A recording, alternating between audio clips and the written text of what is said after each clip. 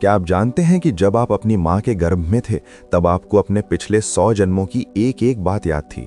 जी हाँ, आप जानते थे कि आपने पिछले जन्म में क्या पाप किया और क्या पुण्य।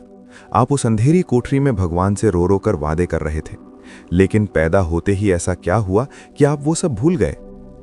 आज भगवान कृष्ण और स्वयं महादेव के मुख से सुनिए उस रहस्यमयी गर्भ गीता का ज्ञान जो आपसे अब तक छिपाया गया। इस वीडियो को अंत तक देखिएगा क्योंकि आज आपको अपने वजूद का सच पता चलने वाला है। मित्रों, मैं आप सभी से माता लक्ष्मी और भगवान नारायण से प्रार्थना करता हूं, जो भी इस कहानी को पूरा सुने और भगवान श्री विष्णु के नाम का स्मरण करे, उसका घर परिवार हमेशा धन दौलत से भरा रहे, उसके घर में सुख और शांति बनी रहे और उसके मन में सही ज्ञान का संचार हो। मित्रों, आप भी इस अद्भुत ज्ञान यात्रा में हमारा साथ जरूर दीजिए। नमस्कार दोस्तों, क्या आपने कभी सोचा है कि एक नन्हा सा बच्चा पैदा होते ही सबसे पहले रोता क्यों है? क्या आपने कभी सोचा है कि वो बच्चा रोते समय क्या कहना चाहता है? और सबसे बड़ा सवाल ये है कि हम सब इस दुनिया में क्यों आए हैं और मरने के बाद हम कहाँ जाएंगे? आज हम आपको एक ऐसे रहस्य के बारे में बताने जा रहे हैं जो आपके रोंगटे खड़े कर देगा। ये कहानी किसी और की नहीं बल्कि आपकी खुद की कहानी है। आज हम आपको एक ऐसी यात्रा पर ले चलेंगे जो हर इंसान ने की है, लेकिन किसी को याद नहीं। ये कहानी आपकी है, ये कहानी मेरी है, और ये कहानी इस दुनिया में सांस लेने वाले हर उस प्राणी की है जिसने माँ के पेट में 9 महीने बिताए हैं। क्या आपने कभी सोचा है कि जब आप अपने माँ के पेट में थे तब आप क्या सोचते थे? क्या आपको पता है कि गर्भ के अंदर एक बच्चा रोता भी है और भगवान से बातें भी करता है? ये सुनकर आपको अजीब लग रहा होगा, लेकिन हमारे प्राचीन ग्रंथों में इसका पूरा वर्णन मिलता है, जिसे गर्भ गीता कहा जाता है। आज हम उसी रहस्य से पर्दा उठाने जा रहे हैं। ये ज्ञान इतना गहरा है कि इसे सुनकर आपके रोंगटे खड़े हो जाएंगे। तो चलिए शुरू करते हैं गर्भ गीता की यह अद्भुत और रहस्यमयी गाथा। दोस्तों, गर्भ गीता वास्तव में भगवान श्री कृष्ण और उनके परम भक्त अर्जुन के बीच की बातचीत है। एक बार की बात है, अर्जुन ने भगवान श्री कृष्ण से कुछ बहुत ही गहरे सवाल पूछे। अर्जुन ने पूछा कि हे मधुसूदन, इस संसार में प्राणी जन्म क्यों लेता है? उसे बार बार माँ के गर्भ में क्यों आना पड़ता है? गर्भ में उसे किस तरह के कष्ट भोगने पड़ते हैं और उन कष्टों से मुक्ति कैसे मिल सकती है? अर्जुन के इन सवालों का जवाब देते हुए भगवान श्री कृष्ण ने जो ज्ञान दिया उसी को गर्भ गीता कहते हैं। भगवान श्री कृष्ण बोले, हे अर्जुन, तुम बहुत ही कल्याणकारी प्रश्न पूछ रहे हो। ध्यान से सुनो। प्राणी अपने कर्मों के बंधन में बंधकर ही इस संसार में आता है। जब तक प्राणी के कर्मों का हिसाब पूरा नहीं होता तब तक उसे बार बार जन्म लेना पड़ता है। सबसे पहले यह समझना जरूरी है कि जीव माँ के पेट में आता कैसे है। भगवान कहते हैं कि जीव अपने पिछले जन्मों के पाप और पुण्य दोनों का फल भोगने के लिए नया शरीर धारण करता है। कर्मों की गति बहुत न्यारी है। जैसे कर्म इंसान करता है वैसा ही उसे शरीर मिलता है। जब एक आत्मा को माँ के पेट में भेजा जाता है तो उसकी यात्रा बहुत ही दर्दनाक होती है। पहले महीने में तो वो केवल एक बुलबुले जैसा होता है। धीरे धीरे उसका मांस और मज्जा बनने लगता है। 5 महीने तक तो वो एक मांस का पिंड ही होता है, लेकिन 6ठे महीने में उसके शरीर के अंग जैसे हाथ, पैर, आंख और नाक बनने लगते हैं। असली कष्ट तो इसके बाद शुरू होता है। भगवान कृष्ण अर्जुन को बताते हैं कि हे अर्जुन, गर्भ किसी काल कोठरी से कम नहीं होता। वहां घोर अंधेरा होता है, वहां बहुत गर्मी होती है। पेट के अंदर की अग्नि, जिसे जठराग्नि कहते हैं, वो उस कोमल से बच्चे को जलाती रहती है। सोचो अर्जुन, एक नन्हा सा जीव जो अभी पूरी तरह से बना भी नहीं है, उसे वहां कितनी तकलीफ होती होगी। माँ जो भी तीखा, खट्टा या कड़वा भोजन खाती है उसका सीधा असर उस कोमल सी त्वचा पर पड़ता है। उसे जलन होती है, दर्द होता है, लेकिन वो ना तो हिल सकता है और ना ही चिल्ला सकता है। वो एक छोटी सी थैली में उल्टा लटका रहता है। भगवान आगे बताते हैं कि हे अर्जुन, उस समय उस नन्हे से जीव की हालत बहुत दयनीय होती है। उसका सिर नीचे और पैर ऊपर होते हैं। वो मल और मूत्र के बीच में रहने को मजबूर होता है। वहां उसे कीड़े काटते हैं और वो वहां सांस भी नहीं ले पाता। वो बुरी तरह से जकड़ा हुआ रहता है। भगवान आगे बताते हैं कि हे अर्जुन, 7 महीने तक तो वो जीव अचेत रहता है, यानी बेहोश रहता है। उसे ज्यादा कुछ पता नहीं चलता। लेकिन जैसे ही 7वां महीना पूरा होता है और 8वां महीना लगता है तो उस जीव को अचानक होश आ जाता है। उसे ज्ञान मिल जाता है और यही वो समय है जब उसे अपने पिछले सैकड़ों जन्मों की याद आने लगती है। उसे याद आता है कि उसने पिछले जन्म में कौन कौन से पाप किए थे। उसे याद आता है कि कैसे उसने अपनी पत्नी के मोह में पड़कर अपने बूढ़े माता पिता की सेवा नहीं की थी। उसे याद आता है कि उसने धन के लालच में आकर झूठ बोला था, चोरी की थी और गरीबों को सताया था। उसे अपने हर एक बुरे काम की रील अपनी आंखों के सामने चलती हुई दिखाई देती है। वो बुरी तरह डर जाता है, वो घबरा जाता है। वो सोचता है कि हाय, मैंने ये क्या किया? मैंने अपना पूरा जीवन बेकार के कामों में बर्बाद कर दिया। मैंने भगवान का नाम तो कभी लिया ही नहीं। उस समय वो जीव बहुत पछताता है। वो उस नरक जैसी जगह यानी गर्भ से बाहर निकलने के लिए तड़पता है। तब वो जीव भगवान से प्रार्थना करना शुरू करता है। वो हाथ जोड़कर विनती करता है और कहता है कि हे दीनानाथ, हे प्रभु, मुझे इस घोर कष्ट से बाहर निकालो। मैं यहाँ बहुत दुखी हूँ। मैं आपसे वादा करता हूँ कि जैसे ही मैं इस गर्भ से बाहर निकलूंगा, मैं सिर्फ और सिर्फ आपका भजन करूंगा। मैं अब कभी भी बुरे काम नहीं करूंगा। मैं मोह माया में नहीं फंसूंगा। मैं अपना पूरा जीवन आपकी भक्ति में लगा दूंगा, ताकि मुझे दोबारा इस गंदी कोठरी में ना आना पड़े। हे प्रभु, मुझ पर दया करो। मैंने जो पाप किए हैं उनकी सजा मुझे मिल रही है, लेकिन अब मैं सुधर जाऊंगा। मुझे बस एक मौका और दे दो। भगवान श्री कृष्ण अर्जुन से कहते हैं कि हे अर्जुन, वो जीव गर्भ में 9 महीने तक दिन रात मेरी स्तुति करता है। वो लगातार मुझे पुकारता रहता है। वो मुझसे बार बार बाहर निकालने की भीख मांगता है। उसकी प्रार्थना सुनकर मुझे उस पर दया आ जाती है और मैं उसे गर्भ से बाहर आने का रास्ता देता हूँ। लेकिन जैसे ही उसका जन्म होता है, एक बहुत बड़ी घटना घटती है। जैसे ही बच्चा माँ के पेट से बाहर आता है और इस संसार की हवा उसे छूती है, वैसे ही उस पर मेरी माया का असर हो जाता है। इसे वैष्णवी माया कहते हैं। इस माया के प्रभाव से वो बच्चा सब कुछ भूल जाता है। जैसे ही वो पैदा होता है, वो जोर जोर से रोने लगता है। वो उसका रोना कोई साधारण रोना नहीं होता। वो रोते हुए कहता है, कहाँ है, कहाँ है। यानी वो उस भगवान को ढूंढ रहा होता है जिससे वो अभी थोड़ी देर पहले बातें कर रहा था। वो ये सोचकर रोता है कि हाय, मैं फिर से उसी दुनिया में आ गया जहां से मैं बड़ी मुश्किल से छूटा था। मैं फिर से उसी मोह माया के जाल में फंस गया। लेकिन माया का प्रभाव इतना तेज होता है कि कुछ ही देर में उसकी याददाश्त पूरी तरह से मिट जाती है। वो भूल जाता है कि गर्भ के अंदर भगवान से उसने क्या वादा किया था। वो भूल जाता है कि उसने कहा था कि मैं सिर्फ भगवान की भक्ति करूंगा। और फिर धीरे धीरे वो बच्चा बड़ा होने लगता है। धीरे धीरे वो बच्चा बड़ा होने लगता है। अब उसे अपने माता पिता, भाई बहन और खिलौनों से प्यार हो जाता है। वो सोचने लगता है कि बस यही मेरी दुनिया है। वो अपने शरीर को सजाने में और स्वादिष्ट भोजन खाने में खो जाता है। फिर जवानी आने पर वो धन कमाने और अपना परिवार बढ़ाने में इतना व्यस्त हो जाता है कि उसे कुछ और सोचता ही नहीं। उसे लगने लगता है कि ये घर मेरा है, ये पैसा मेरा है और ये परिवार मेरा है। वो पूरी तरह अहंकार में डूब जाता है। हैरानी की बात देखिए, जिस भगवान को उसने मुसीबत के समय सबसे ज्यादा याद किया था, अब सुख आते ही वो उसी भगवान को सबसे पहले भूल जाता है। उसके पास भगवान के मंदिर जाने का समय नहीं होता। वो दान पुण्य नहीं करता। वो फिर से वही गलतियां दोहराने लगता है, झूठ बोलना, बेईमानी करना और दूसरों का दिल दुखाना। भगवान कृष्ण कहते हैं, हे अर्जुन, यही मनुष्य की सबसे बड़ी भूल है। वो वादा खिलाफी करता है। उसने मुझसे जो वचन दिया था उसे वो तोड़ देता है और इसी कारण उसे फिर से उन्हीं कष्टों को भोगना पड़ता है। जब उसका अंत समय आता है तो यमराज के दूत उसे लेने आते हैं। उस समय उसे फिर से सब कुछ याद आता है, लेकिन तब तक बहुत देर हो चुकी होती है। उसने अपना अनमोल मानव जीवन सिर्फ खाने पीने और सोने में गंवा दिया होता है। उसके पापों का घड़ा फिर से भर चुका होता है और फिर उसे उसके कर्मों के अनुसार सजा मिलती है। अगर उसने पाप किए हैं तो उसे नर्क की भयानक यातनाएं भोगनी पड़ती हैं, और अगर थोड़े बहुत पुण्य किए हैं तो उसे फिर से किसी जानवर या कीड़े मकोड़े की योनि में जन्म लेना पड़ता है, या फिर दोबारा मनुष्य बनकर वही गर्भ के कष्ट सहने पड़ते हैं। ये जन्म और मृत्यु का चक्र ऐसे ही चलता रहता है। तब अर्जुन ने भगवान से पूछा, हे प्रभु, तो फिर इस चक्र से निकलने का उपाय क्या है? इंसान ऐसा क्या करे कि उसे दोबारा गर्भ के उन दुखों को न सहना पड़े? तब भगवान श्री कृष्ण ने बहुत ही सुंदर उपाय बताए। भगवान बोले, हे अर्जुन, जो मनुष्य इस सच को जान लेता है कि ये संसार केवल एक सपना है और असली सच केवल परमात्मा है, वो बच जाता है। इस भवसागर से पार उतरने के लिए मनुष्य को कुछ काम जरूर करने चाहिए। पहला उपाय, भगवान का स्मरण। मनुष्य को हर पल, चाहे वो सुख में हो या दुख में, भगवान को याद रखना चाहिए। उसे ये याद रखना चाहिए कि उसने गर्भ के अंदर भगवान से क्या वादा किया था। उसे सुबह शाम भगवान के नाम का जाप करना चाहिए। कलयुग में केवल भगवान का नाम ही है जो इंसान की नैया पार लगा सकता है। दूसरा उपाय, अच्छे कर्म। इंसान को हमेशा दूसरों की मदद करनी चाहिए। कभी किसी का दिल नहीं दुखाना चाहिए। जितना हो सके दान करना चाहिए। किसी भूखे को भोजन कराना और प्यासे को पानी पिलाना बहुत बड़ा पुण्य है। जो इंसान दूसरों के दुख को अपना समझता है, उस पर भगवान की विशेष कृपा होती है। तीसरा उपाय, माता पिता और गुरु की सेवा। जो इंसान अपने बूढ़े माता पिता की सेवा करता है, उसे सारे तीर्थों का फल घर बैठे ही मिल जाता है। गुरु का आदर करने से ज्ञान मिलता है और ज्ञान से ही मुक्ति का रास्ता खुलता है। चौथा उपाय, मोह का त्याग। इसका मतलब ये नहीं है कि आप घर बार छोड़ दें। इसका मतलब है कि आप घर में रहें, काम करें, पैसे कमाएं, लेकिन अपना मन उनमें न फंसाएं।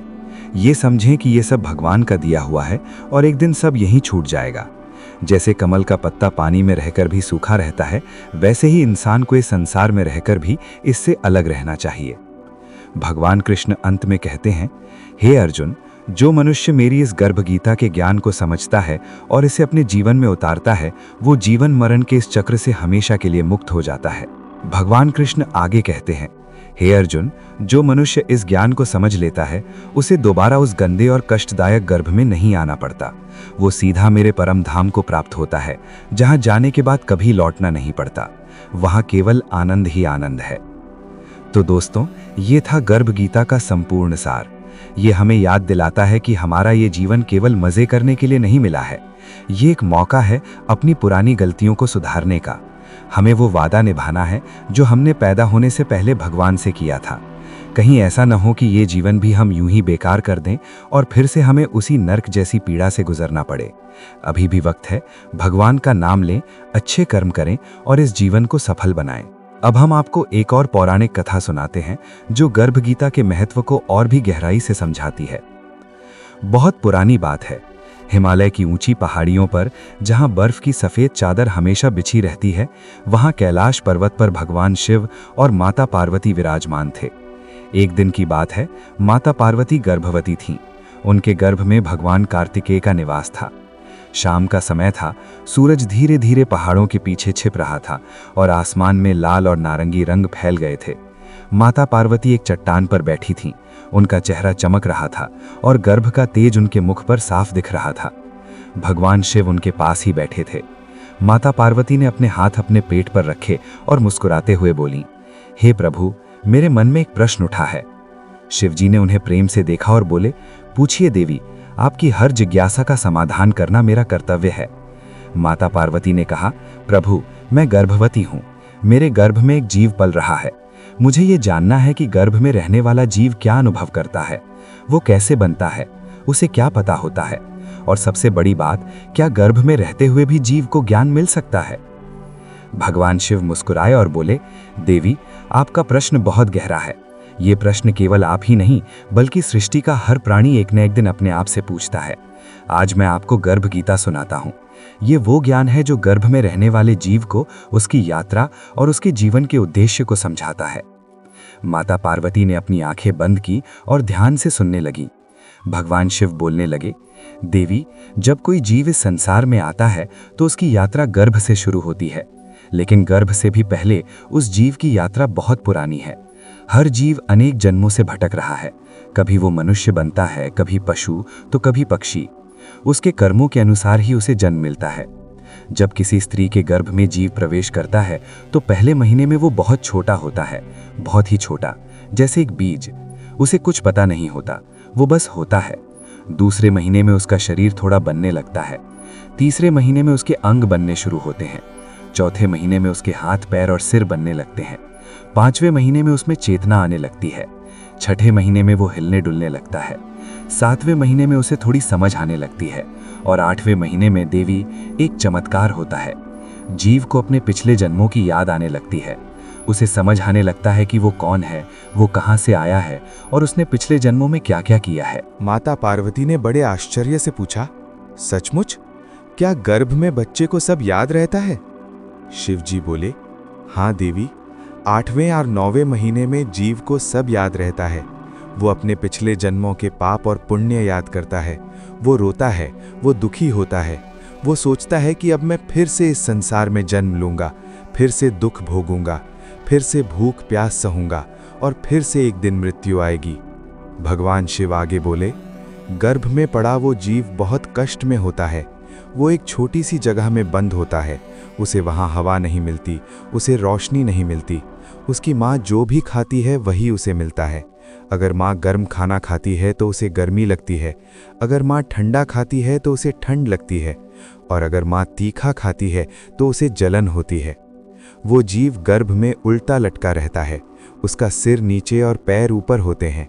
वो हिल नहीं सकता, वो बोल नहीं सकता, वो बस चुपचाप सब सहता है। और उस अंधेरे में, उस भयानक कष्ट में वो भगवान को याद करता है। वो प्रार्थना करता है और कहता है, हे प्रभु, मुझे इस गर्भ से बाहर निकालो। मैं वचन देता हूँ कि अब मैं इस संसार की मोह माया में नहीं फंसूंगा। मैं तुम्हारी भक्ति करूँगा, मैं तुम्हें हमेशा याद रखूँगा। बस मुझे इस कष्ट से छुड़ा दो। ये सुनकर माता पार्वती की आंखों में आंसू आ गए। उन्होंने कहा, हे प्रभु, ये तो बहुत कष्ट है, फिर क्या होता है? शिव जी ने कहा, देवी, जब 9 महीने पूरे हो जाते हैं तो जन्म का समय आता है। वो सबसे कठिन समय होता है। जीव को एक बहुत छोटे से रास्ते से बाहर आना पड़ता है। उसकी हड्डियां दबती हैं, उसका सिर दबता है और उसे बहुत दर्द होता है। वो चिल्लाता है, लेकिन गर्भ में उसकी आवाज़ कोई नहीं सुन पाता। और जब वो बाहर आता है तो जन्म लेते ही उसे एक तमाचा मारा जाता है। वो रोता है, वो ज़ोर ज़ोर से रोता है और उसी रोने में उसकी सारी याददाश्त खत्म हो जाती है। वो भूल जाता है कि उसने गर्भ में क्या सोचा था। वो भूल जाता है कि उसने भगवान को क्या वचन दिया था। वो भूल जाता है कि उसने कहा था कि मैं संसार में नहीं फंसूंगा।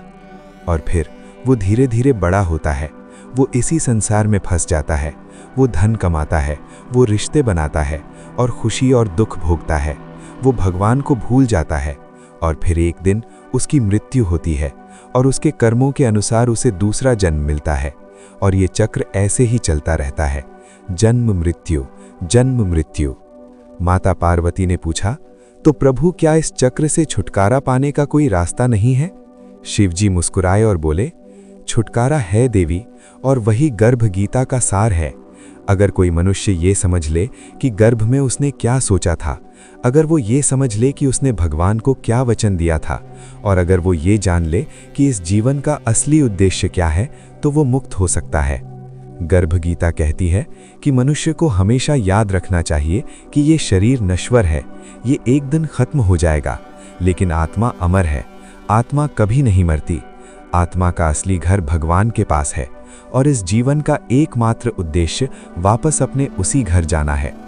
गर्भ गीता हमें सिखाती है कि मनुष्य को हर सांस में भगवान को याद करना चाहिए, हर काम में भगवान को देखना चाहिए। उसे हमेशा अच्छे कर्म करने चाहिए, दूसरों की मदद करनी चाहिए और सदा सच बोलना चाहिए। भगवान शिव आगे बोले, देवी, गर्भ गीता हमें सिखाती है कि इंसान को हमेशा ईमानदारी से जीना चाहिए।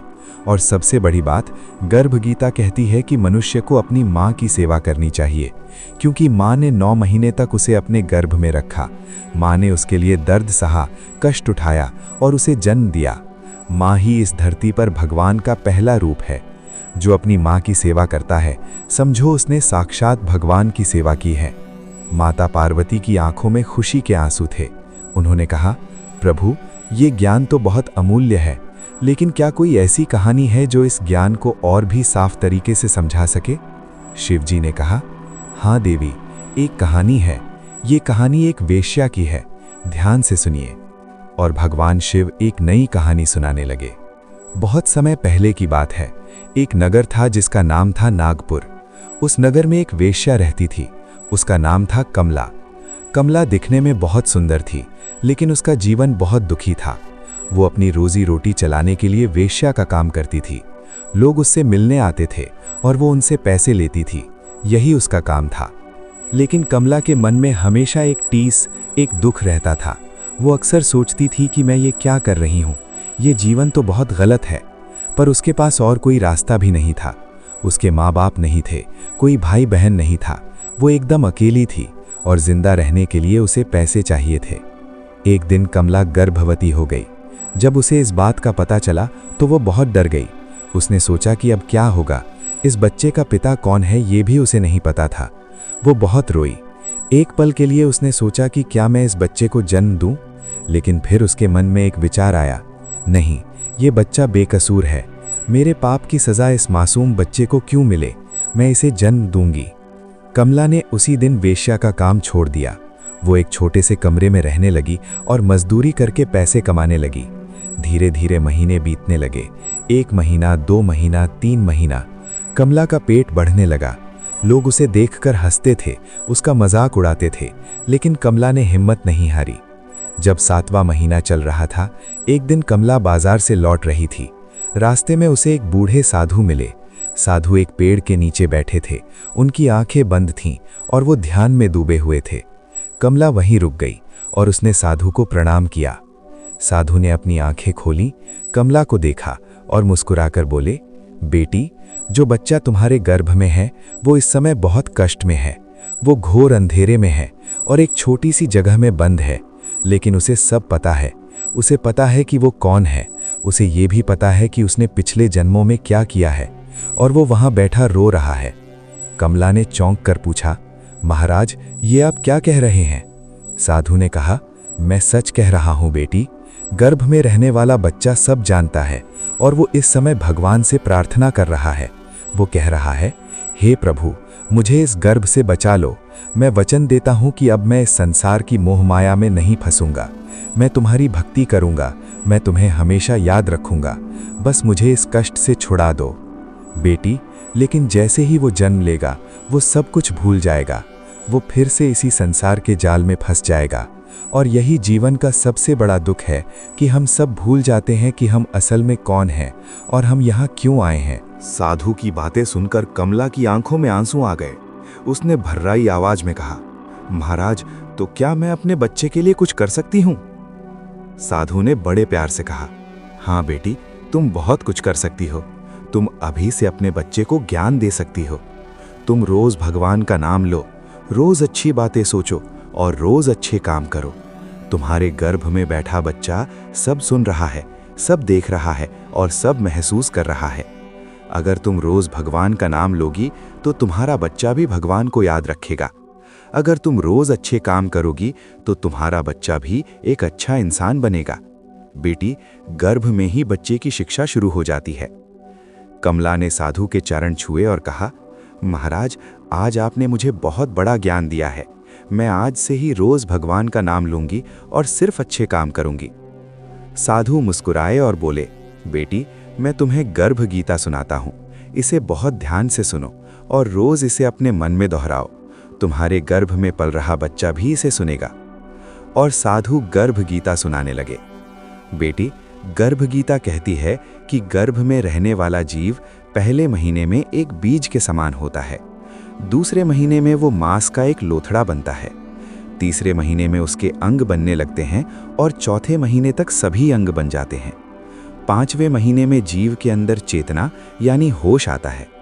छठे महीने में वो हिलने डुलने लगता है और सातवें महीने में वो पूरी तरह से विकसित हो जाता है। साधु ने आगे बताया, आठवें महीने में जीव को ज्ञान होता है। उसे अपने पिछले सारे जन्म याद आते हैं। वो देखता है कि उसने कितने जन्म लिए, कितनी बार माँ के गर्भ में आया और कितनी बार मरकर फिर पैदा हुआ। वो ये सब देखकर थक जाता है। वो सोचता है कि ये चक्र कब खत्म होगा, और तब वो भगवान को याद करता है। वो कहता है, हे परमात्मा, मैं तुम्हारा हूँ, मुझे तुमने ही बनाया है।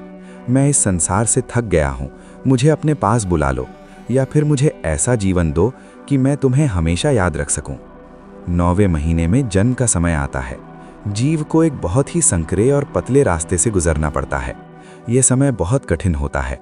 जीव को लगता है कि अब मैं मर जाऊंगा, लेकिन भगवान की कृपा से वो बाहर आ जाता है। और जैसे ही वो बाहर आता है, उसे एक तमाचा मारा जाता है। वो रोता है और उसी पल भगवान की माया उस पर छा जाती है। वो सब कुछ भूल जाता है। उसे याद नहीं रहता कि उसने क्या सोचा था या भगवान से क्या वादा किया था। साधु ने कमला की आंखों में देखते हुए कहा, लेकिन बेटी, अगर माता गर्भावस्था के दौरान भगवान का नाम लेती रहे, अगर माता अच्छे विचार रखे और अच्छे काम करे, तो बच्चे पर उस माया का प्रभाव बहुत कम होता है। ऐसा बच्चा जन्म से ही भगवान को याद रखता है और आगे चलकर महान बनता है। साधु की बातें सुनकर कमला रो रही थी, लेकिन ये दुख के आंसू नहीं थे, ये खुशी के आंसू थे। उसने कहा, महाराज, मैं सब समझ गई।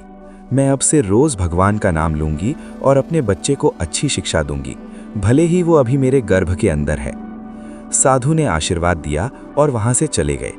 कमला अपने घर लौट आई और उस दिन से उसने अपना पूरा जीवन बदल दिया। वो रोज सुबह जल्दी उठती, नहाती और साफ कपड़े पहनती। उसने अपने छोटे से कमरे में एक छोटा सा मंदिर बनाया और वहां भगवान की मूर्ति रखी। वो रोज फूल चढ़ाती और भगवान का नाम लेती। जब वो मजदूरी का काम करती, तब भी वो अपने पेट पर हाथ रखती और अपने बच्चे से प्यार भरी बातें करती।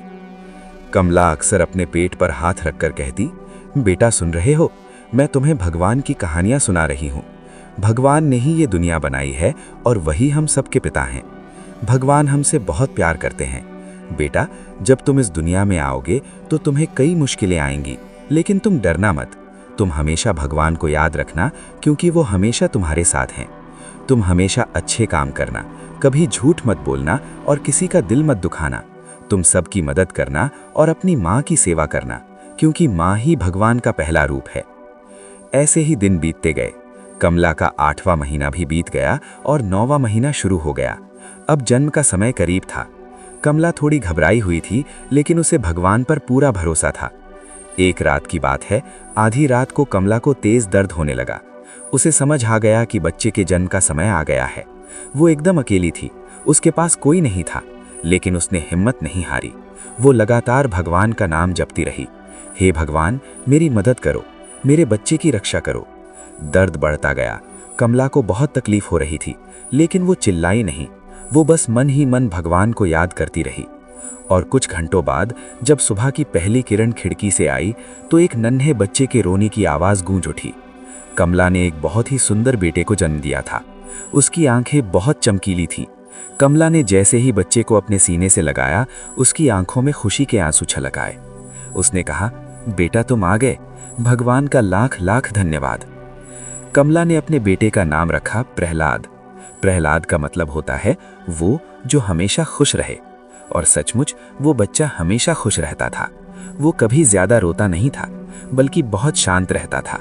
जैसे जैसे प्रहलाद बड़ा होने लगा, मोहल्ले के लोगों को बड़ा अचंभा होने लगा, क्योंकि प्रहलाद दूसरे बच्चों जैसा बिल्कुल नहीं था। जहां दूसरे बच्चे खेल कूद में लगे रहते, वहीं प्रहलाद ज्यादातर समय शांत बैठकर अपनी आंखें बंद कर लेता। एक दिन कमला ने प्यार से पूछा, बेटा तुम आंखें बंद करके क्या करते रहते हो? प्रहलाद ने मुस्कुराते हुए जवाब दिया, माँ, मैं भगवान को याद करता हूँ। कमला चौंक गई। उसने पूछा, लेकिन बेटा तुम्हें भगवान के बारे में किसने बताया? तुम तो अभी बहुत छोटे हो। प्रहलाद बोला, माँ, मुझे सब पता है। मुझे अच्छी तरह याद है कि जब मैं तुम्हारे गर्भ में था तब तुम रोज भगवान की बातें करती थीं। तुम रोज भगवान का नाम लेती थीं और मैं वहां सब सुनता था। माँ, मैंने तभी तय कर लिया था कि जब मैं इस दुनिया में आऊंगा तो मैं भगवान को कभी नहीं भूलूंगा। ये सुनकर कमला की आंखों में आंसू आ गए और उसने प्रहलाद को गले से लगा लिया। वो बोली, बेटा तुम धन्य हो, तुमने वो याद रखा जो हर कोई पैदा होते ही भूल जाता है। प्रहलाद ने कहा, माँ, गर्भ में मुझे सब याद था। मुझे अपने पिछले सारे जन्म याद थे। मैंने देखा था कि मैंने कितने जन्म लिए, कितनी बार मरा और कितनी बार जन्म लिया। मैं उस चक्र से थक गया था। तब मैंने भगवान से प्रार्थना की थी कि मुझे ऐसा जीवन दो कि मैं आपको याद रख सकूं। भगवान ने मेरी सुन ली और मुझे तुम्हारे गर्भ में भेजा। माँ, तुमने मुझे रोज भगवान की याद दिलाई, इसीलिए मैं उन्हें नहीं भूला। कमला भावुक होकर बोली, बेटा मैं तो एक साधारण औरत हूँ। मैंने तो बस वही किया जो उस साधु महाराज ने मुझे बताया था। तब प्रहलाद ने बहुत बड़ी बात कही, माँ, तुम साधारण नहीं हो, तुम महान हो। तुमने मुझे जीवन दिया और तुमने ही मुझे ज्ञान दिया। तुम मेरी पहली गुरु हो, क्योंकि माँ ही भगवान का पहला रूप है। धीरे धीरे प्रहलाद बड़ा होता गया। वो 5 साल का हुआ, फिर 10 साल का हुआ। वो बहुत ही बुद्धिमान था और उसका हर पल भगवान के नाम के सुमिरन में बीतता था। दूर दूर से लोग प्रहलाद के पास आने लगे। वो उन्हें भगवान की कहानियां सुनाता और जीवन का सही रास्ता बताता था। लोग अक्सर हैरान होकर पूछते, प्रहलाद, तुम इतनी छोटी उम्र में ये सब कैसे जानते हो? प्रहलाद मुस्कुराकर कहता, मुझे गर्भ में ही सब पता चल गया था। मेरी माँ ने मुझे जन्म से पहले गर्भ के अंदर ही ये सब सिखाया था। ये सुनकर लोग आश्चर्य से भर जाते। वे दौड़कर कमला के पास जाते और पूछते, कमला, तुमने ऐसा क्या किया था जो तुम्हारा बेटा इतना ज्ञानी और अद्भुत है? कमला बस मुस्कुराती और कहती, मैंने कुछ खास नहीं किया, बस भगवान का नाम लिया। गर्भावस्था के दौरान मैंने रोज भगवान को याद किया और अपने बच्चे से हर दिन भगवान की बातें की, बस इतना ही। और फिर कमला सबको वो ज्ञान बताने लगी जो उस साधु ने उसे दिया था। वो लोगों को गर्भ गीता के बारे में बताती। वो बताती कि गर्भ में बच्चा कैसे बनता है, उसे कैसे ज्ञान होता है और उस समय एक माँ को क्या करना चाहिए। धीरे धीरे कमला की बातें पूरे नगर में फैल गईं। दूर दूर से गर्भवती महिलाएं उसके पास आने लगीं। वे पूछती, कमला बहन, हमें भी बताओ कि हम क्या करें ताकि हमारा बच्चा भी नेक बने। कमला उन्हें बड़े प्यार से समझाती, बहन, तुम्हारे गर्भ में जो बच्चा है वो सब सुन रहा है, सब देख रहा है और सब महसूस कर रहा है। तुम जो भी सोचती हो या जो भी करती हो उसका सीधा असर उस बच्चे पर पड़ता है। इसलिए हमेशा अच्छे विचार रखो, अच्छी बातें सोचो, गुस्सा मत करो, किसी से झगड़ा मत करो, रोज भगवान का नाम लो और अपने बच्चे से बातें करो, उसे भगवान के बारे में बताओ। कमला आगे एक बहुत ज़रूरी बात कहती है, तुम्हें पता है 8वें महीने में बच्चा अपने पिछले जन्मों को याद करके रोता है और भगवान से प्रार्थना करता है। उस समय तुम्हें और भी ज़्यादा सावधान रहना चाहिए। उस समय तुम जितना ज़्यादा भगवान का नाम लोगी, तुम्हारा बच्चा उतना ही शांत और निडर रहेगा। महिलाओं ने कमला की बात माननी शुरू कर दी और सचमुच उनके बच्चे बहुत ही शांत, बुद्धिमान और अच्छे इंसान बनने लगे। कुछ सालों बाद प्रहलाद 20 साल का हो गया। अब वो एक महान संत बन चुका था। वो गांव-गांव जाकर लोगों को गर्भ गीता का ज्ञान देता था। एक दिन राजा विक्रमादित्य ने प्रहलाद को अपने दरबार में बुलाया। राजा बहुत न्यायप्रिय थे, लेकिन उन्हें एक चिंता सता रही थी। उनकी रानी गर्भवती थी और राजा चाहते थे कि उनका होने वाला बेटा एक महान और प्रतापी राजा बने। राजा ने प्रहलाद से पूछा, हे संत, मैंने सुना है कि आप गर्भगीता के ज्ञाता हैं। मेरी रानी गर्भवती है और मैं चाहता हूं कि मेरा पुत्र महान बने।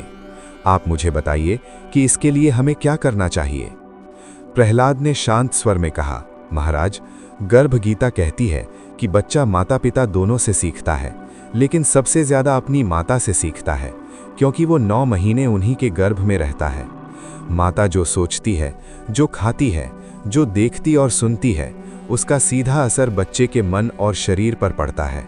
इसीलिए महारानी को हमेशा अच्छी और सकारात्मक बातें सोचनी चाहिए। उन्हें वीर पुरुषों की कहानियां सुननी चाहिए, अच्छे लोगों की संगति करनी चाहिए और सात्विक भोजन करना चाहिए। उन्हें किसी भी बात पर गुस्सा या दुख नहीं करना चाहिए। प्रहलाद ने अंत में सबसे बड़ी बात कही, महाराज, महारानी को रोज भगवान का नाम लेना चाहिए और अपने गर्भ में पल रहे बच्चे से बातें करनी चाहिए। उन्हें बच्चे को धर्म, न्याय और सच्चाई के बारे में बताना चाहिए। अगर वे ऐसा करेंगी तो आपका पुत्र जन्म से ही ज्ञानवान और प्रतापी होगा। प्रहलाद की बात सुनकर राजा ने हैरानी से कहा, लेकिन संत, बच्चा तो अभी गर्भ के अंदर है, वो भला कैसे सुन सकता है। प्रहलाद मुस्कुराए और बोले, महाराज, यही तो सबसे बड़ी बात है। बच्चा गर्भ में सब सुनता है और सब समझता है। 7वें महीने से तो वो पूरी तरह सचेत यानी होश में आ जाता है और 8वें महीने में तो उसे अपने पिछले जन्म भी याद आ जाते हैं। महाराज, मैं खुद इसका सबसे बड़ा उदाहरण हूँ। मेरी माता ने गर्भावस्था में रोज भगवान का नाम लिया और मुझसे बातें की, इसीलिए मैं आज भी वो सब याद रखता हूँ जो मैंने गर्भ के अंदर सीखा था। राजा को अब बात पूरी तरह समझ में आ गई। उन्होंने रानी को सारी बातें बताईं और रानी ने प्रहलाद की बात को पत्थर की लकीर मान लिया। वो रोज सुबह उठती, पूजा पाठ करती और भगवान का नाम लेती। वो अक्सर अपने पेट पर हाथ रखती और अपने होने वाले बच्चे से बातें करती। रानी कहती, बेटा, तुम बड़े होकर एक राजा बनोगे, लेकिन याद रखना, राजा बनना आसान नहीं होता। एक सच्चे राजा को न्यायप्रिय और दयालु होना चाहिए। उसे अपनी प्रजा का ध्यान अपनी संतान की तरह रखना चाहिए। बेटा, तुम्हें कभी झूठ नहीं बोलना चाहिए और किसी के साथ अन्याय नहीं करना चाहिए। चाहे रास्ता कितना भी मुश्किल क्यों ना हो, हमेशा सच का साथ देना। और बेटा, तुम हमेशा भगवान को याद रखना, क्योंकि असली राजा तो वही हैं। हम सब तो उनकी प्रजा हैं। अगर तुम उन्हें याद रखोगे तो कभी गलत रास्ते पर नहीं जाओगे। 9 महीने पूरे हुए और रानी ने एक बहुत ही सुंदर बेटे को जन्म दिया। राजा की खुशी का ठिकाना न रहा। पूरे राज्य में जश्न मनाया गया। जैसे जैसे राजकुमार बड़ा हुआ, लोग ये देखकर दंग रह गए कि वो बहुत अलग है। वो बहुत बुद्धिमान और दयालु था। छोटी सी उम्र में ही वो न्याय और धर्म की ऐसी बातें करता था कि बड़े बड़े विद्वान चुप हो जाते। जब राजकुमार 10 साल का हुआ तो राजा ने उससे पूछा, बेटा, तुम ये सब बातें इतनी कम उम्र में कैसे जानते हो। राजकुमार ने मुस्कुराते हुए कहा, पिताजी, ये सब माँ ने मुझे सिखाया है। जब मैं उनके गर्भ में था तब वो रोज मुझसे बातें करती थी। वो मुझे धर्म और न्याय के बारे में बताती थी। मैं वहाँ सब सुनता था और मुझे आज भी वो सब याद है जो मैंने गर्भ के अंदर सीखा था। राजा की आंखों में खुशी के आंसू आ गए। उन्होंने रानी की तरफ देखा जो गर्व से मुस्कुरा रही थी। राजा बोले, ये सब संत प्रहलाद की कृपा है जिन्होंने हमें गर्भ गीता का अनमोल ज्ञान दिया। इसके बाद राजा ने पूरे राज्य में घोषणा करवा दी कि हर गर्भवती महिला को गर्भ गीता का ज्ञान दिया जाए। इसका असर ये हुआ कि बच्चे बेहतर होने लगे और पूरा समाज बदलने लगा। अब भगवान शिव ने माता पार्वती को आगे की बात बताना शुरू किया। देवी, अब मैं आपको विस्तार से बताता हूँ कि गर्भ के अंदर बच्चा आखिर क्या क्या अनुभव करता है। इसे ध्यान से समझिए। जब गर्भ का पहला महीना होता है तो बच्चा एक बहुत ही छोटे बीज के समान होता है। उसे कुछ पता नहीं होता, वो बस वहाँ होता है, ठीक वैसे ही जैसे एक बीज धरती में बोया जाता है। दूसरे महीने में बच्चा थोड़ा बड़ा होता है और एक छोटे से गोले जैसा दिखने लगता है, लेकिन अभी भी उसमें चेतना यानी होश नहीं होता, वो गहरी नींद में सोया रहता है। तीसरे महीने में बच्चे के अंग बनने शुरू होते हैं, उसका सिर और उसके नन्हे पैर बनने लगते हैं, लेकिन अभी भी वो इतना छोटा होता है कि उसे कुछ पता नहीं चलता। भगवान शिव माता पार्वती को आगे बताते हैं, देवी, चौथे महीने में बच्चे के लगभग सभी अंग बन जाते हैं। अब उसका चेहरा साफ दिखने लगता है, उसकी नन्ही उंगलियां बन जाती हैं और उसके कान भी पूरी तरह बन जाते हैं, लेकिन अभी भी वो पूरी तरह गहरी नींद में सोया हुआ है। पांचवें महीने में बच्चे में पहली बार चेतना यानी होश आता है। अब वो थोड़ा थोड़ा जागने लगता है। अब उसे थोड़ी समझ आने लगती है कि वो कहीं एक छोटी सी जगह में बंद है और वो वहाँ थोड़ा असहज महसूस करने लगता है। छठे महीने में बच्चा हिलने डुलने लगता है, वो अपने नन्हे हाथ पैर चलाता है। जब माता को लगता है कि बच्चा लात मार रहा है तो वास्तव में वो जीव उस छोटी सी जगह से बाहर निकलने की कोशिश कर रहा होता है, क्योंकि उसे वो बंद जगह पसंद नहीं आती। शिवजी आगे बोले, सातवें महीने में बच्चा पूरी तरह विकसित हो जाता है। अब वो सब कुछ सुन सकता है, वो अपनी माता की आवाज पहचान सकता है और बाहर की आवाजें भी उसे सुनाई देती हैं। अगर कोई माता के पास आकर तेज आवाज में बात करता है तो बच्चा अंदर डर जाता है, और अगर कोई माता के पास आकर प्यार से बात करता है तो बच्चा अंदर ही अंदर खुश होता है। लेकिन देवी, आठवें महीने में सबसे बड़ा चमत्कार होता है। अब बच्चे को अपने पिछले सैकड़ों जन्म याद आने लगते हैं। वो देखता है कि उसने कितनी बार जन्म लिया, कितनी बार वो मनुष्य बना, कितनी बार पशु बना और कितनी बार वो पक्षी बना। वो अपने सारे सुख दुख अपनी आंखों के सामने देखता है। वो देखता है कि उसने पिछले जन्मों में क्या क्या पाप किए थे, उसने किसको दुख दिया, कब झूठ बोला, कब चोरी की या कब किसी को कष्ट पहुंचाया। वो समझ जाता है कि इन सब पापों की सजा के रूप में ही उसे फिर से इस गर्भ में आना पड़ा है। वो ये भी देखता है कि उसने पिछले जन्मों में कुछ अच्छे काम भी किए थे, जैसे किसी की मदद करना, दान देना या भगवान को याद करना, और इन्हीं पुण्यों के कारण आज उसे फिर से मनुष्य का जन्म मिल रहा है। लेकिन वो ये भी जानता है कि अगर वो फिर से इस संसार की मोह माया में फंस गया तो फिर वही चक्र शुरू हो जाएगा, फिर वही पाप पुण्य, फिर वही जन्म और मृत्यु। इसीलिए वो रोता है, वो बहुत दुखी होता है। वो एक पल के लिए सोचता है कि काश मैं इस गर्भ से बाहर ही न निकलूं, काश यही मेरा अंत हो जाए। लेकिन ये संभव नहीं है, उसे जन्म तो लेना ही पड़ेगा। तब वो जीव भगवान को याद करता है, वो पुकारता है, हे परमात्मा, मैं तुम्हारी शरण में हूँ। मैं जानता हूँ कि ये संसार माया है, ये सब झूठ है और असली सत्य तो केवल तुम हो। मुझे तुम्हारे पास आना है। हे प्रभु, अगर मुझे फिर से जन्म लेना ही है तो मुझे ऐसा जीवन देना कि मैं तुम्हें हमेशा याद रख सकूं। मुझे ऐसे माता पिता देना जो मुझे तुम्हारे बारे में बताएं, और मुझे ऐसा माहौल देना जहां मैं तुम्हारी भक्ति कर सकूं। हे भगवान, मैं वचन देता हूं कि अगर तुमने मुझे ये जीवन दिया तो मैं इस बार संसार के लालच में नहीं फंसूंगा, मैं धन और नाम के पीछे नहीं भागूंगा, मैं बस तुम्हारी भक्ति करूंगा। भगवान शिव कहते हैं, देवी, गर्भ में बच्चा जो प्रार्थना करता है वो सबसे सच्ची प्रार्थना होती है, क्योंकि उस समय बच्चे को सब कुछ याद होता है। उस समय उस पर संसार की माया का कोई असर नहीं होता। लेकिन फिर 9वें महीने में जन्म का समय आता है। बच्चे को एक बहुत ही संकरे और तंग रास्ते से गुजरना पड़ता है। उस समय बच्चे का सिर दबता है, उसकी हड्डियां दबती हैं और उसे असहनीय दर्द होता है। उसे लगता है कि अब वो मर जाएगा, और जैसे ही वो बाहर निकलता है उसे तुरंत एक तमाचा मारा जाता है। ये तमाचा उसे रुलाने के लिए मारा जाता है, क्योंकि रोने से ही उसके फेफड़े खुलते हैं और वो सांस ले पाता है। भगवान शिव आगे बताते हैं, देवी, रोने से ही बच्चा सांस लेना शुरू करता है, लेकिन इस तमाचे का एक और गहरा असर होता है। ये तमाचा उस पर माया की छाया डाल देता है। इसी के साथ उसकी सारी याददाश्त मिट जाती है। वो पल भर में भूल जाता है कि उसने गर्भ में क्या सोचा था।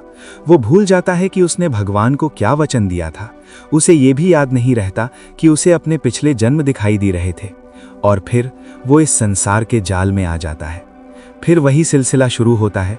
वो बड़ा होता है, स्कूल जाता है, काम धंधा करता है, शादी करता है और उसके खुद के बच्चे होते हैं। फिर वो बूढ़ा होता है, मरता है और फिर वही सब कुछ दोबारा दोहराता है।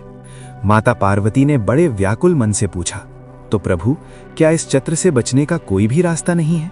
शिवजी ने कहा, रास्ता है देवी, लेकिन उस पर चलना बहुत मुश्किल है। पहला रास्ता, माता गर्भावस्था में भगवान का नाम ले, अच्छे विचार रखे, अच्छी बातें सुने और अच्छे काम करे। इससे बच्चे पर माया का असर बहुत कम होता है और ऐसा बच्चा जन्म से ही भगवान को याद रखता है। दूसरा रास्ता, बच्चा जब बड़ा हो तो उसे अच्छी शिक्षा दी जाए। उसे बचपन से ही भगवान के बारे में और इस संसार की सच्चाई के बारे में बताया जाए कि ये सब कुछ एक दिन खत्म हो जाएगा और असली सुख केवल भगवान की भक्ति में है। तीसरा रास्ता, इंसान खुद जाग जाए। वो खुद समझ ले कि ये सब मोह माया है और खुद ये तय करे कि अब मुझे भगवान की ओर चलना है। और इन सब में सबसे बड़ा रास्ता है भक्ति। जो इंसान सच्चे मन से भगवान की भक्ति करता है, वो इस चक्र से मुक्त हो जाता है। उसे फिर कभी जन्म नहीं लेना पड़ता। वो सीधे भगवान के परमधाम चला जाता है। माता पार्वती ने उत्सुकता से पूछा, प्रभु, मुझे कुछ और उदाहरण दीजिए, कुछ और कहानियां सुनाइए। शिवजी मुस्कुराए और बोले, देवी, मैं आपको एक और राजा की कहानी सुनाता हूँ। बहुत समय पहले एक राजा थे जिनका नाम था भरत। राजा भरत बहुत बड़े धर्मात्मा थे।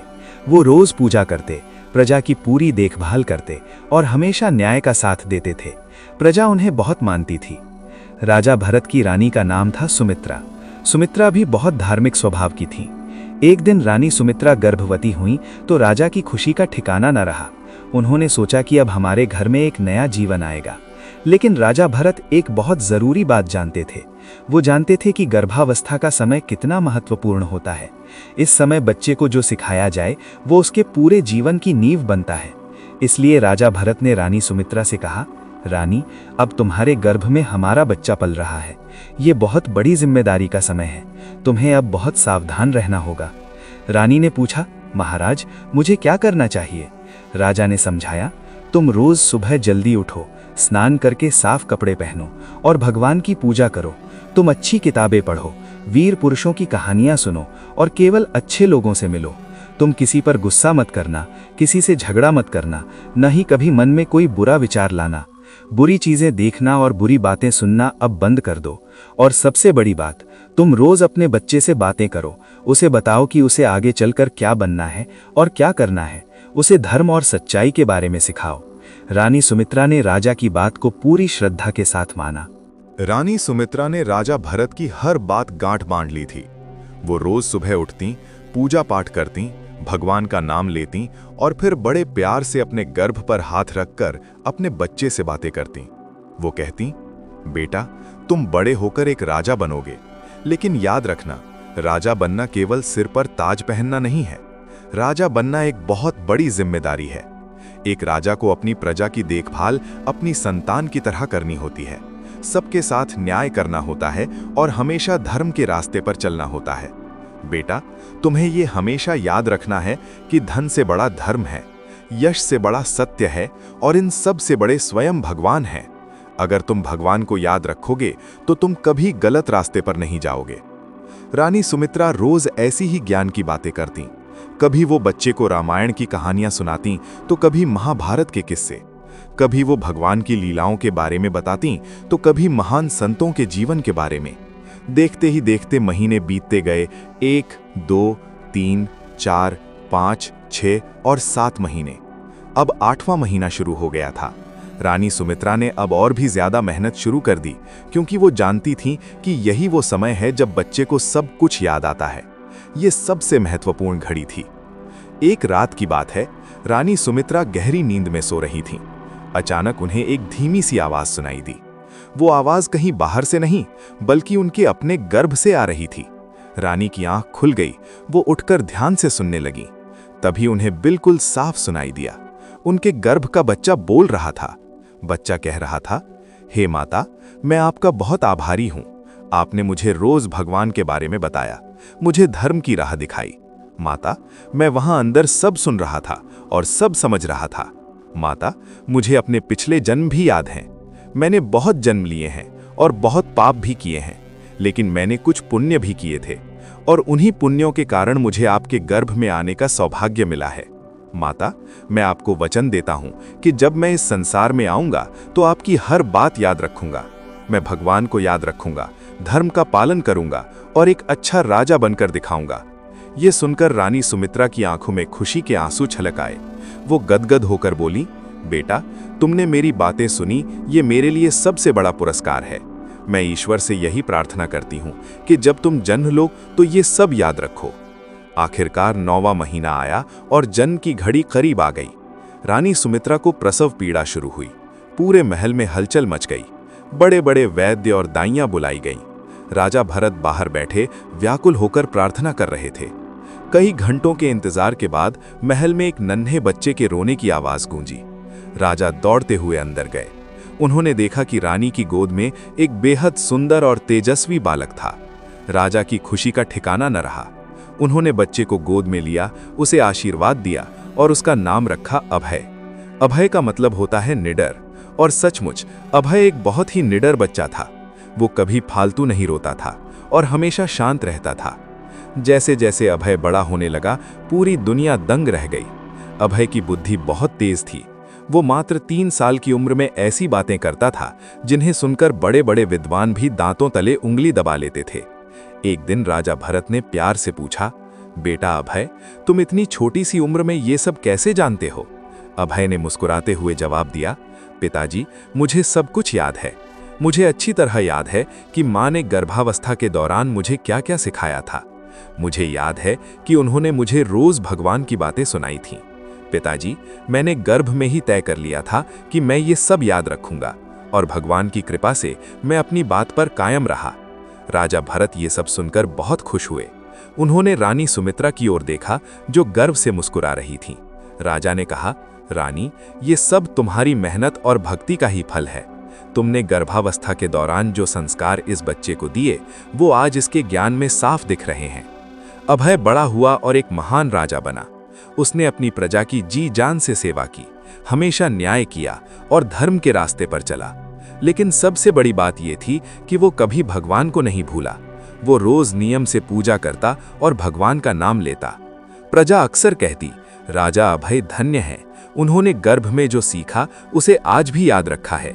ऐसा चमत्कार संसार में बहुत कम देखने को मिलता है।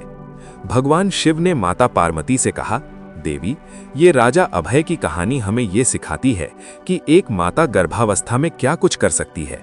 अगर माता सही तरीके से बच्चे को सिखाए तो बच्चा सचमुच महान बन सकता है। माता पार्वती ने कहा, प्रभु, ये कहानी बहुत ही प्रेरक है, लेकिन मैं और अधिक जानना चाहती हूँ। क्या आप मुझे विस्तार से बता सकते हैं कि गर्भ के अंदर बच्चा आखिर कैसा महसूस करता है? उसे वहां किन किन कष्टों का सामना करना पड़ता है?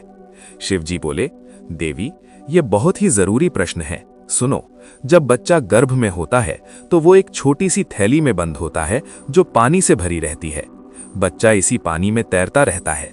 हालांकि ये पानी बच्चे की रक्षा करता है और किसी धक्के से उसे बचाता है, लेकिन बच्चे को इस पानी में रहना बिल्कुल पसंद नहीं आता। उसे हर पल ऐसा लगता है जैसे वो डूब रहा हो।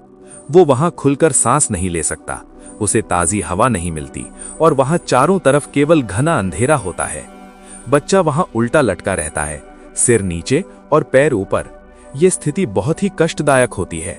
वो हिलना डुलने की कोशिश करता है, लेकिन जगह इतनी कम होती है कि वो बेबस होकर वहीं पड़ा रहता है।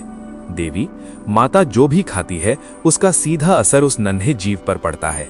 अगर माता बहुत गर्म खाना खाती है तो बच्चे को अंदर गर्मी लगती है, उसे पसीना आता है और वो बेचैन हो उठता है। अगर माता ठंडा खाना खाती है तो बच्चा अंदर ठंड से कांपने लगता है, और अगर माता तीखा या चटपटा खाती है तो बच्चे की कोमल आंखों और मुंह में जलन होने लगती है। शिवजी ने आगे बताया, देवी, अगर माता खट्टा खाती है तो बच्चा अंदर चेहरा सिकोड़ लेता है। बहुत ज्यादा खाना खाने से बच्चे पर दबाव पड़ता है और उसे सांस लेने में तकलीफ होती है। वहीं अगर माता कम खाती है तो बच्चा भूख से तड़पता है और रोता है। सिर्फ भोजन ही नहीं, माता की भावनाओं का भी उस पर गहरा असर पड़ता है। अगर माता गुस्सा करती है तो बच्चा अंदर डर जाता है। अगर माता रोती है तो बच्चा भी दुखी हो जाता है। और जब माता खुश होती है तभी वो नन्हा जीव चैन महसूस करता है। इसीलिए देवी शास्त्रों में कहा गया है कि गर्भवती माता को बहुत सावधान रहना चाहिए। उसे अच्छा खाना चाहिए, अच्छा सोचना चाहिए और हमेशा खुश रहना चाहिए। माता पार्वती ने दुख भरे स्वर में पूछा, प्रभु, क्या बच्चे को इसके अलावा भी कोई कष्ट होता है? शिव जी ने गहरी सांस ली और बोले, देवी, सबसे बड़ा कष्ट तो ये है कि बच्चा अपने पिछले जन्मों को याद करता है। वो अपनी आंखों के सामने देखता है कि उसने कितनी बार जन्म लिया और कितनी बार इसी तरह माता के गर्भ के अंधेरे और तंगी को सहा। वो देखता है कि पिछले जन्मों में वो कभी राजा था, कभी भिखारी, कभी साधु तो कभी चोर। उसे अपने हर जन्म के पाप दिखाई देते हैं कि कैसे उसने झूठ बोला, चोरी की, किसी को मारा या किसी का दिल दुखाया। वो समझ जाता है कि उसे ये बार बार जन्म लेने का दुख उन्हीं पापों की सजा के रूप में मिल रहा है। भगवान शिव माता पार्वती को समझाते हैं, देवी, गर्भ में बच्चा देखता है कि पिछले जन्मों में कभी उसे गरीबी मिली, कभी बीमारी तो कभी अपमान सहना पड़ा। लेकिन वो ये भी देखता है कि उसने कुछ पुण्य भी किए थे। कभी किसी की मदद की, कभी दान दिया, कभी भगवान की पूजा की तो कभी सच का साथ दिया। और इन्हीं पुण्यों के कारण उसे जीवन में सुख भी मिला, धन दौलत मिली, नाम मिला और अच्छा परिवार मिला। परंतु देवी, सबसे बड़ी बात जो उसे समझ आती है वो ये है कि सुख और दुख दोनों अस्थायी हैं। जो सुख आया वो चला गया और जो दुख आया वो भी बीत गया। सब कुछ बदलता रहा, कुछ भी हमेशा के लिए नहीं रहा। तब उसे असली ज्ञान होता है कि शांति केवल भगवान में है। केवल भगवान ही स्थायी हैं, केवल वही सच्चे हैं। बाकी सब तो मोह माया है, सब झूठ है। इसीलिए वो जीव रोता है और प्रार्थना करता है, हे भगवान, अब मैं समझ गया हूं। अब मुझे ये संसार नहीं चाहिए, मुझे धन दौलत या यश नहीं चाहिए, मुझे बस तुम चाहिए। माता पार्वती की आंखों में आंसू आ गए। उन्होंने कहा, प्रभु, ये तो बहुत ही दुख की बात है। तो क्या हर बच्चा यही सब महसूस करता है? शिवजी ने कहा, हाँ देवी, हर बच्चा ये अनुभव करता है, लेकिन कुछ बच्चे इसे बहुत गहराई से महसूस करते हैं। जिन्होंने पिछले जन्मों में भगवान की भक्ति की होती है वे इसे ज्यादा बेहतर समझते हैं, और जिनकी माता गर्भावस्था में भगवान का नाम लेती हैं वे इसे और भी स्पष्ट देख पाते हैं। कुछ बच्चे तो ऐसे विशेष होते हैं जो जन्म लेने के बाद भी ये सब याद रखते हैं। ऐसे ही बच्चे आगे चलकर महान संत और भक्त बनते हैं। माता पार्वती ने उत्सुकता से पूछा, प्रभु, मुझे किसी ऐसे ही दिव्य बच्चे की कहानी सुनाइए। शिवजी ने कहा, देवी, मैं तुम्हें भक्त ध्रुव की कहानी सुनाता हूँ। बहुत समय पहले एक राजा थे जिनका नाम था उत्तानपाद। उनकी 2 रानियां थीं, पहली सुनीति और दूसरी सुरुचि। सुनीति के बेटे का नाम ध्रुव था और सुरुचि के बेटे का नाम उत्तम था। राजा उत्तानपाद को सुरुचि ज्यादा प्यारी थी, इसलिए वो रानी सुनीति से कम ही बात करते थे।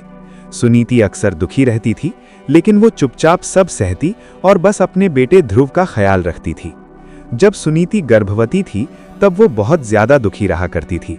न तो उन्हें राजा का प्यार मिल रहा था और न ही महल में कोई सम्मान।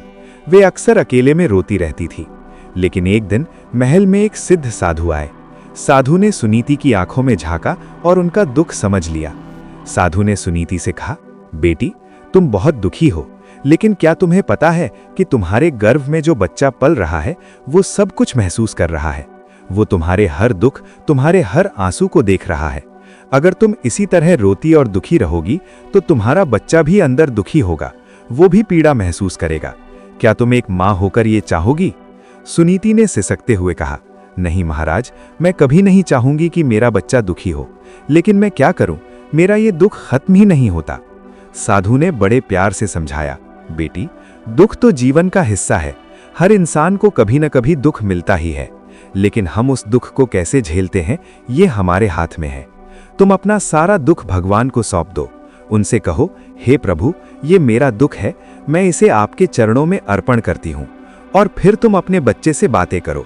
उसे बताओ कि जीवन में दुख तो आएंगे, लेकिन हमें कभी हिम्मत नहीं हारनी है। हमें हमेशा भगवान पर भरोसा रखना है, क्योंकि भगवान हर पल हमारे साथ हैं और वही हमारी मदद करेंगे। रानी सुनीति ने साधु की बात को हृदय से लगा लिया। उस दिन से वो रोज भगवान से प्रार्थना करने लगी। वो कहती, हे भगवान, मैं भले ही दुखी हूं, लेकिन मेरा बच्चा दुखी ना हो। उसे मजबूत बनाओ, उसे हिम्मत दो और उसे अपने ऊपर अटूट भरोसा दो। और फिर वो अपने गर्व पर हाथ रखकर कहती, बेटा, जीवन आसान नहीं है, तुम्हें भी कष्ट मिलेंगे, तुम्हें भी दुख मिलेंगे, लेकिन तुम्हें कभी हिम्मत नहीं हारनी है। तुम्हें हमेशा भगवान पर भरोसा रखना है। भगवान बहुत शक्तिशाली हैं। अगर तुम सच्चे मन से उन्हें पुकारोगे तो वे तुम्हारी पुकार सुनने जरूर आएंगे। महीने बीतते गए और ध्रुव का जन्म हुआ। ध्रुव एक सुंदर बालक था, लेकिन उसकी आंखों में एक अजीब सी गंभीरता थी। ऐसा लगता था मानो वो पैदा होने से पहले ही बहुत कुछ जानता हो। जब ध्रुव 5 साल का हुआ तो एक दिन वो अपने पिता राजा उत्तानपाद के पास गया। राजा अपने सिंहासन पर बैठे थे और उनकी गोद में उनका दूसरा बेटा उत्तम खेल रहा था। ध्रुव ने भी बड़े लाड़ से अपने पिता की गोद में बैठना चाहा, लेकिन रानी सुरुचि ने उसे झटक कर रोक दिया। वो कठोर स्वर में बोली, तुम राजा की गोद में नहीं बैठ सकते, तुम सुनीति के बेटे हो। राजा की गोद में बैठने का अधिकार केवल मेरे बेटे उत्तम को ही है। ध्रुव को बहुत दुख हुआ, उसकी आंखों में आंसू आ गए। वो दौड़कर अपनी मां सुनीति के पास गया और रोते हुए सारी बात बताई। सुनीति ने ध्रुव को गले लगाया और भर्राई आवाज में कहा, बेटा, रो मत। ये सच है कि तुम्हारे पिता तुम्हें उतना प्यार नहीं करते, लेकिन बेटा, एक और पिता है जो हम सब से बहुत प्यार करता है, और वो स्वयं भगवान है। ध्रुव ने मासूमियत से पूछा, माँ, भगवान कौन है? वे कहाँ रहते हैं? सुनीति ने समझाया, बेटा, भगवान हम सब के पिता हैं। उन्होंने ही सबको बनाया है। वे हर जगह हैं, और अगर तुम सच्चे मन से उन्हें पुकारोगे तो वे जरूर आएंगे। ध्रुव ने दृढ़ता से कहा, तो माँ, मैं भगवान को ही पुकारूंगा। मैं उनसे कहूंगा कि वे मेरे पिता बने। उसी दिन नन्हा ध्रुव घर छोड़कर घने जंगल की ओर चला गया। वो एक पेड़ के नीचे बैठ गया और अपनी आंखें बंद करके भगवान को पुकारने लगा, हे भगवान, मैं ध्रुव हूँ। मैं बहुत छोटा हूँ और मुझे नहीं पता कि आपको कैसे पुकारते हैं, लेकिन मेरी माँ ने कहा है कि आप सबसे प्यार करते हैं।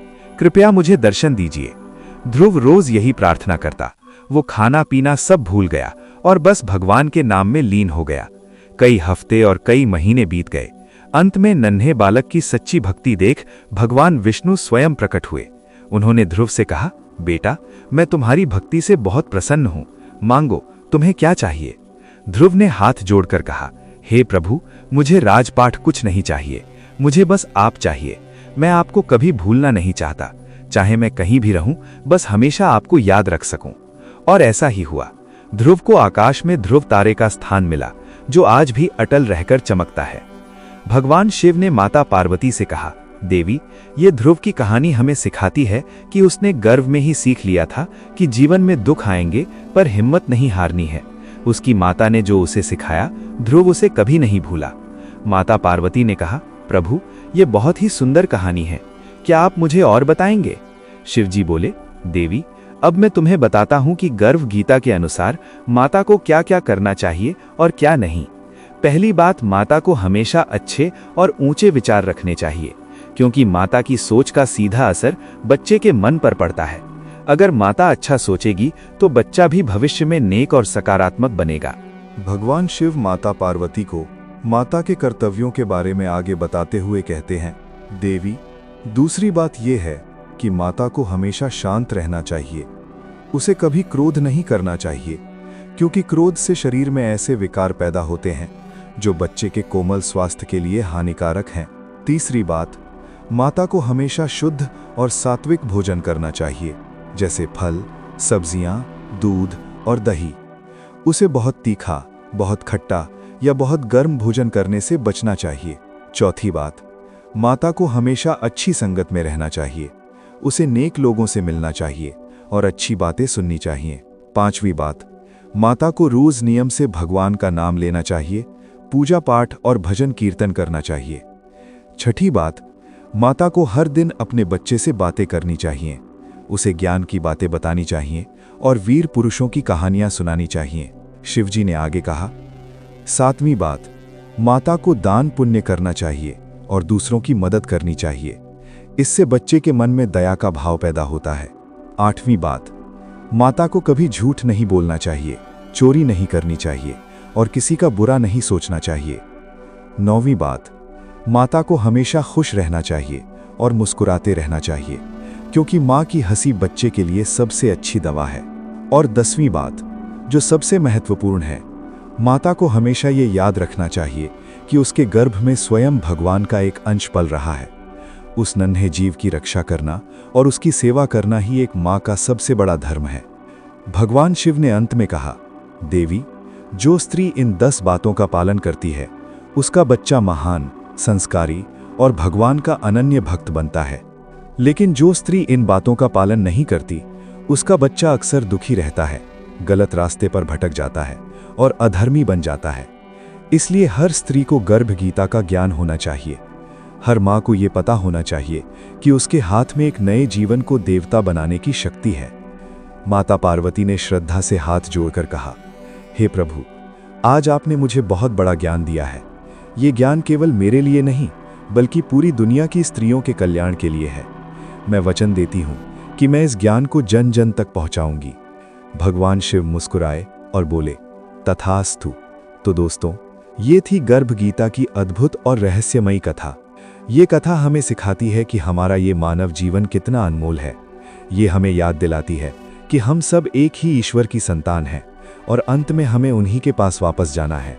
ये कथा हमें सिखाती है कि माता पिता का स्थान इस दुनिया में भगवान से भी ऊंचा है और सच्ची भक्ति में इतनी शक्ति है कि वो एक छोटे से बालक को भी ध्रुव तारा बना सकती है।